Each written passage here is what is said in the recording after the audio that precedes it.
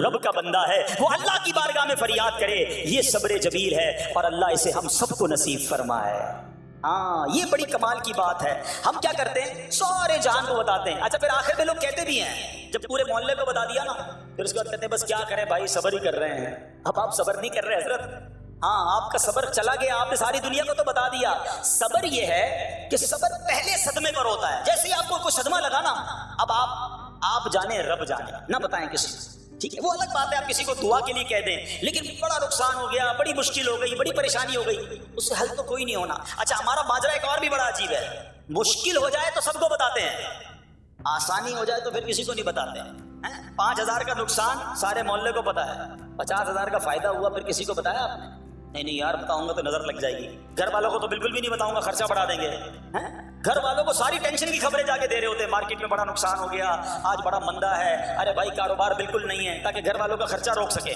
اور جیسے ہی کاروبار اچھا ہو گیا، گھر جاتے پھر بھی وہی والا منہ بنا لیتے ہیں، تاکہ ان کو پتہ نہ چلے میں بڑے پیسے کمانے لگا ہوں۔ یہ نہ کیا کریں، ہاں ٹینشن آپ کسی کو بتا کر اپنا صرف ثواب ضائع کرتے ہیں، باقی کچھ نہیں ہوتا، کرنا رب نے ہے۔ اور یہ اگر آزمائش میرے درجے بلند کرنے آئی ہے، اگر یہ آزمائش مجھے اللہ کے قریب کرنے آئی ہے، تو پھر تو اس کا استقبال ہونا چاہیے نا۔ ہاں ہمارے بزرگان دین تو آزمائشوں کا استقبال کیا کرتے تھے۔ اور سنو، یہاں ہو سکتا ہے کہ میرا کوئی نابینا بھائی بیٹھا ہو، بعض اوقات ایسا بھی ہوتا ہے کہ اچانک کسی کی بینائی چلی جاتی ہے، آنکھیں ٹھیک ہوتی ہیں اور اچانک ایکسیڈنٹ ہوا یا کوئی واقعہ ہوا ہے، بہت بڑی آزمائش۔ اللہ اس آزمائش سے ہمیں محفوظ رکھے۔ مگر دیکھو میرے رب کی شان دیکھو، جب بھی کوئی تکلیف آتی ہے نا، بندہ صبر کرے، اس تکلیف کا اجر تیار ہے، اس کا کمال سے اس کی رحمت تیار ہے، رحمت کی برسات تیار ہے۔ سنو، اللہ فرماتا ہے کہ اے جبرائیل، جب میں اپنی کسی بندے کی بینائی لے لوں تو اس کا اجر یہ ہے کہ میں اسے اپنے دیدار سے مشرف فرماؤں گا۔ ہاں آنکھیں گئی ہیں، مگر اللہ فرماتا ہے میں اپنا دیدار کرواؤں گا، بس صرف صبر کرنا ہے۔ اسی طرح میرے پیارے اسلامی بھائیوں، بعض لوگوں کے یہاں بچے کا انتقال ہو جاتا ہے، چھوٹے چھوٹے بچوں کا انتقال ہو جاتا ہے، یا بعض اوقات پیدائشی بچہ مرا ہوا ہوتا ہے، پیدا اس کا انتقال ہو جاتا ہے، یا بعض اوقات ولادت سے پہلے ہی بچہ ضائع ہو جاتا ہے، بہت شور، بڑا واویلا، بڑا رونا پیٹنا گھروں میں ہوتا ہے۔ مت کیا کرو ایسا، یقین کریں یہ بہت بڑا انعام تمہیں ملنے جا رہا ہے۔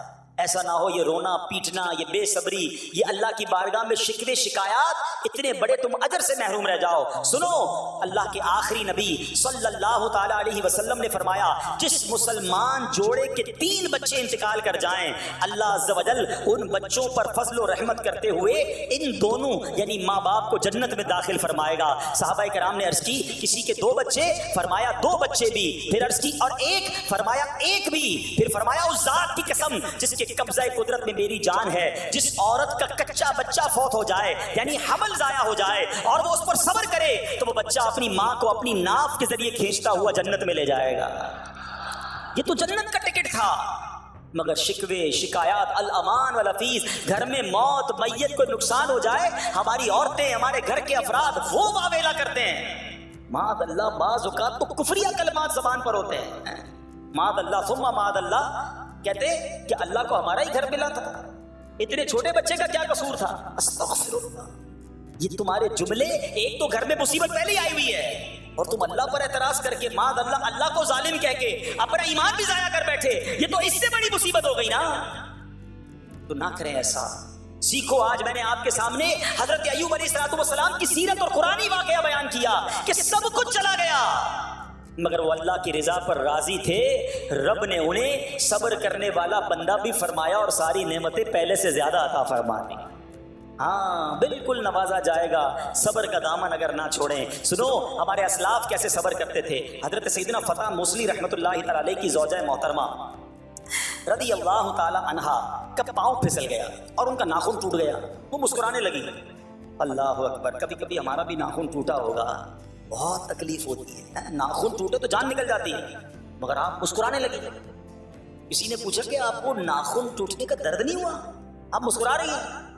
تو فرماتی ہیں کہ اس درد پر جو ثواب ملے گا نا، مجھے درد پر صبر کروں گی اور جو مجھے اس پر ثواب ملے گا تو اس ثواب کے تصور نے میرے درد کی تلخی کو دور کر دیا۔ ہائے ہائے ہائے، یہ ہے اللہ والے۔ صبر کرنا کوئی ان سے سیکھے.